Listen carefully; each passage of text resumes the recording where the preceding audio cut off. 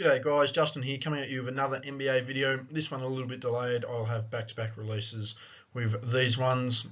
This particular video though is for my NBA Player of the Month for the month of March and my NBA Player of the Week in the week leading into April. I believe it was the 26th of March to the 1st of April 2018. And as you can see, my selections were LeBron James and Victor Oladipo. So without further ado, let's get into our Player of the Month. As you can see, Player of the Month for March 2018 was LeBron James of the Cleveland Cavaliers. Numbers were slightly inflated. LeBron's numbers are awfully inflated when you go and look at the way he plays. He's predominantly a ball-in-hand player. Doesn't run in a system, but nonetheless, you know, when he pours in 30, almost 30, 10 and 10, not quite the triple-double that he had in February, when he wants to pour in essentially 30, 9.5 on 50% shooting. It's not a bad month at all. Highlighted obviously by that game in Toronto with 17 assists, no turnovers. LeBron had a hell of a month, and probably his best month so far. Certainly not on the defensive end. LeBron's been atrocious defensively this year. At one point was the worst defensively rated player in the league, but nonetheless had a hell of a month and deserves the accolades for that. As we go over his monthly production, in the scoring department, he had one game of 10 to 19 points, 6 games of 20 to 29 points, 7 games of 30 to 39 points, and 2 games of 40 to 49 points.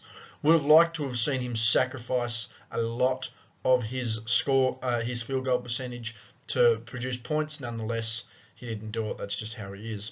In the rebounding department, 7 games of 5 to 9 rebounds and 9 games of 10 to 14 rebounds, so reasonably even spread there. Again, don't mind him if he's grabbing rebounds, but is he scoring the ball as well? Is he playing his defense? That's a question. Why is he grabbing these rebounds? Is he playing defense on his man, or is he sagging off to get the easy board?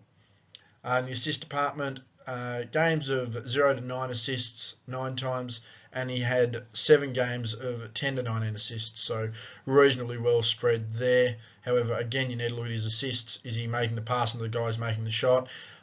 Is he, drawing the double team and hitting the open man, or is he simply sitting there and letting the teammate do all the work? When you look at his steals numbers, again, this shows what sort of defensive effort he's giving. Only 5 games of 2 to 3 steals, whilst he has 11 of ever not recording a steal or only recording 1 steal. In the blocks department, again, he's grabbing all these rebounds. You're going to assume he's right near the rim. He's going to be protecting the rim, right? It's not the case. 12 games of 0 to 1, 0 blocks or 1 block recorded, and only 4 games of 2 to 3 blocks. So defensive effort tremendously lacking there. His field shooting off the charts does help when he can bully his way to the basket. However, credit where credit's due. If he can get to the hoop and score like that, good on him. Just hurts in the late game situation, and when teams clog up the lane and force him to shoot his jumpers, it just doesn't work for him. So he had 1 game of 30 to 39.9% field shooting, 2 games of 40 to 49.9% field shooting, 8 games of 50 to 59.9% field shooting, and 5 games between 60 and 79.9% field shooting. Again, efficient when you're scoring most of your points at the line. However, when forced to rely upon his jumper, particularly in late game situations, it just doesn't work out for him. As far as his 3-point shooting, he had 8 games between 0 and 32.9%, 7 games of 33 to 66.9%, and 1 game between 67 and 100% from the 3-point line. His foul shooting, always something to be desired, although he did have a reasonably okay month here. Would have liked to have seen it a hell of a lot better though. 1 game of 0 to 24.9% shooting from the foul stripe. 2 games of 25 to 49.9% from the foul stripe. Here's the kicker, and something a lot of people rest on. He had 6 games between 50 and 74.9%. He should have had, everyone has an off night at the foul line, but he should have had 13 games in the 75 to 100% shooting from the stripe category. However, he only has 7. And his team record, the Cavs went 10 and 6 on the month. James played every game. It's going to be the first time he's ever played all games in a season. So 10 and 6 there with him. As we look at the turnover ratings, 4 to 6 turnovers 8 times, which is just as many games as he did of 0 to 3 turnovers, which is quite crucial.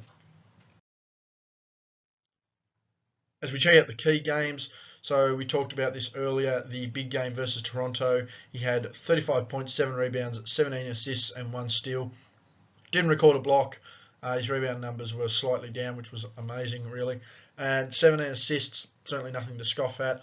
No turnover with that. One of the highest assist to turnover games ever. Only the 43rd person in league history to do it. He does have the most points with a game of at least 17 turnovers. 17 assists to no turnovers. I apologise there. Defense lacking though. They were very lucky to come out with a win, considering they played awful at the end of the first half. Really rallied them back and did have a big fourth in this game. 57.9% from the field, 33.3% from deep, and 85.7% from the stripe. Decent shooting night for LeBron. However, his jumper wasn't the greatest, and you would probably like to see him shoot a little higher from deep, considering that's primarily the only jump shot he's able to make. And he has to be wide open for that as well. His opponent on the night, OG Anunoby, who was the other small forward, or the starting small forward for Toronto, had 5 points, 1 assist and 1 turnover, 50% from the field, 100% from deep. Didn't attempt a foul shot, so no free throw possession there. So clearly LeBron getting the better of that battle. But as I mentioned, LeBron delivering in the fourth quarter, 14 points, 2 rebounds, 5 assists, 75% from the field, 50% from deep, and 77.8% from the stripe. Probably would have liked to have seen that stripe number go up to about 85% at least, but other than that, overall numbers looking good. Now versus Brooklyn, he should have had a hell of a bigger game. Brooklyn, one of the worst teams in the league, but still 37 points, 10 rebounds, 8 assists, nothing to scoff at there with 1 steal. Again, I want you guys to go back and actually look at the footage, actually break down the footage and see how LeBron gets these rebounds, see what sort of assists he gets. Is he really opening up the play, or is he just sort of finishing the work of the teammates? Is it direct pass, or is the guy, taking 8 or 9 steps, a couple of dribbles and a basketball move to score the ball? That's not an assist, that's that guy making the play.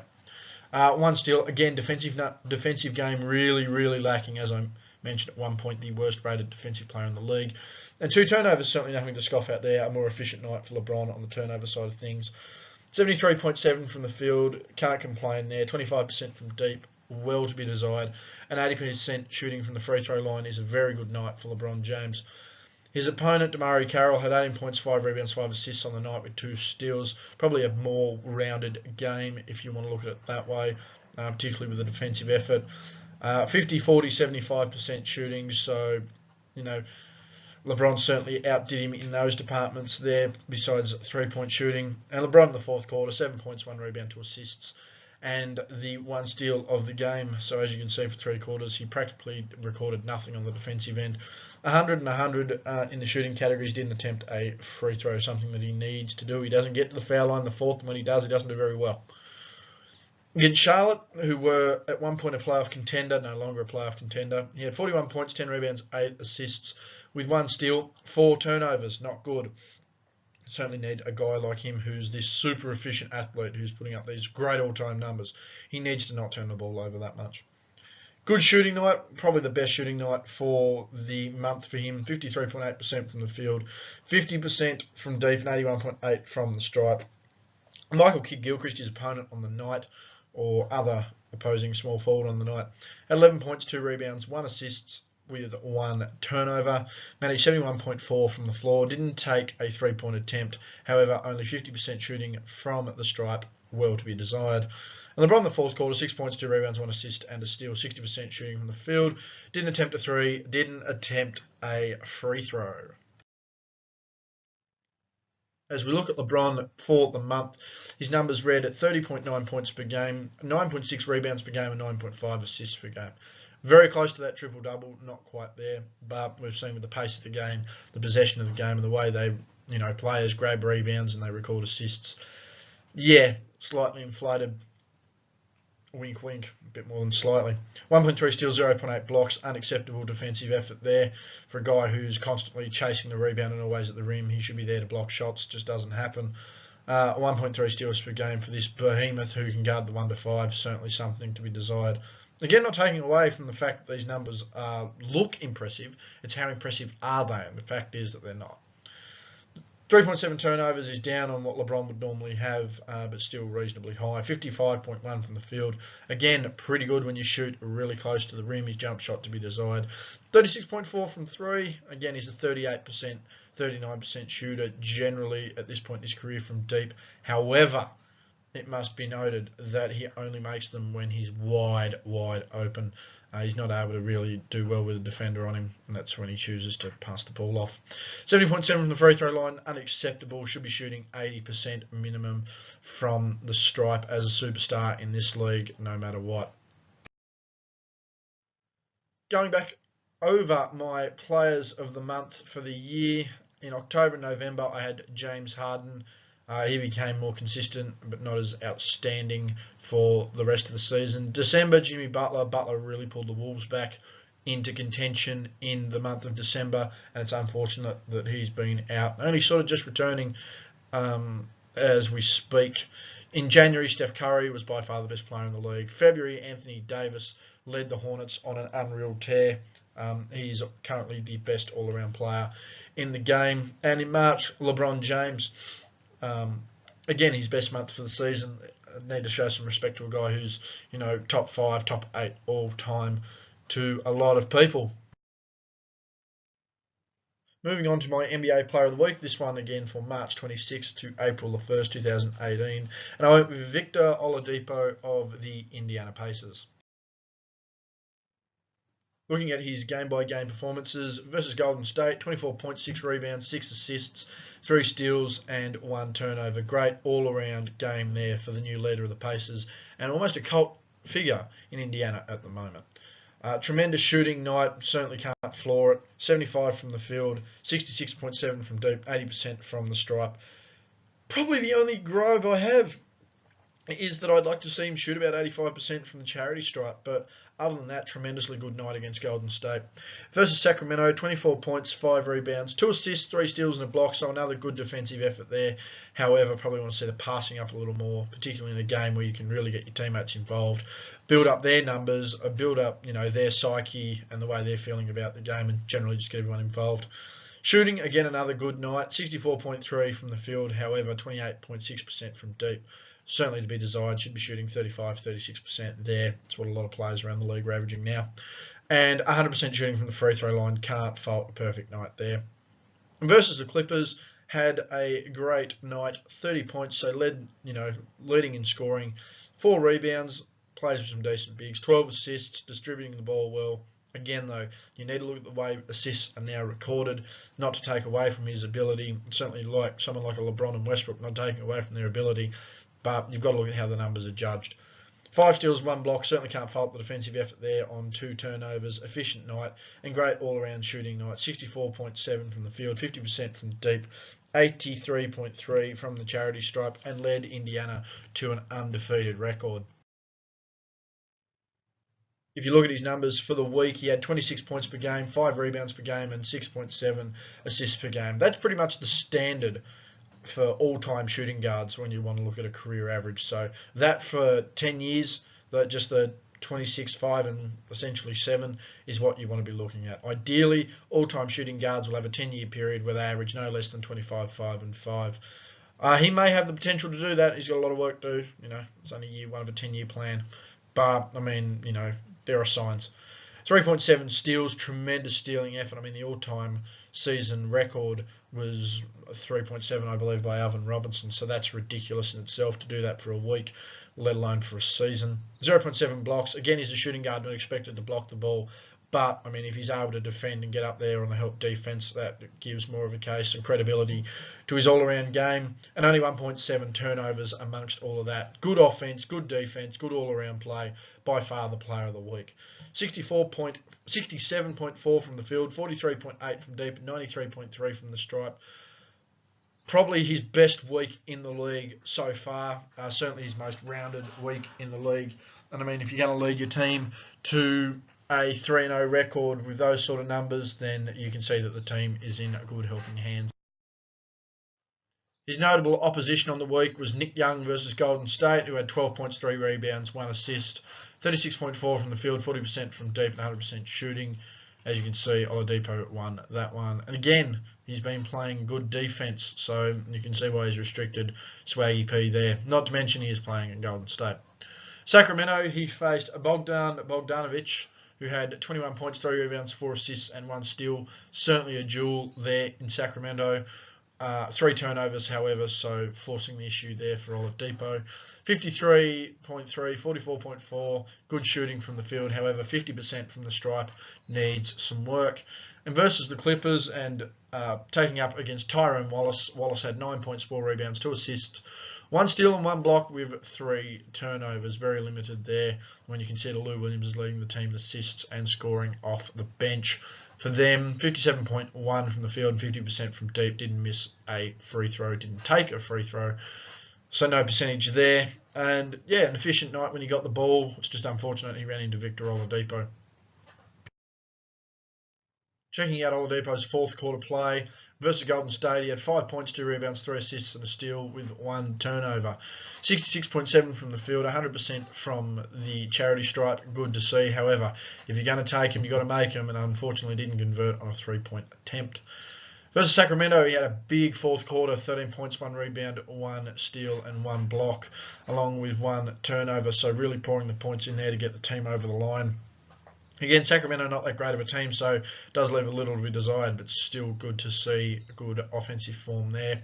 And decent shooting form as well, 66.7 from the field, 33.3 from deep. Again, told you where I'd like to see the numbers there, and 100% shooting from the stripe. Can't fault. And versus the Clippers, he practically outplayed Wallace in the last quarter compared to Wallace for the whole game. 7 points, 1 rebound, 2 assists for Oladipo while shooting 100% from the field and deep.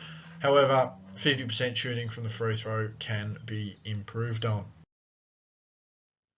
Checking out the players of the week so far, this hasn't changed a bit.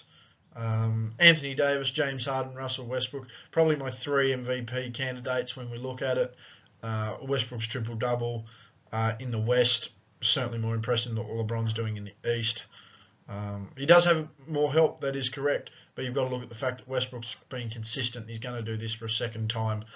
I believe he needs 16 rebounds at the time we speak in his next game, which is against New Orleans, ironically. He needs 16 rebounds against New Orleans to average a triple-double, and strangely enough, with the conferences pretty much being set now, I don't see OKC not letting him grab those rebounds. So again, you've got to really weigh into how these rebounds and assists are coming, but if he's willing and able to get a triple-double like that 2 seasons running, my hat's off to you. You've got to be in some sort of conversation.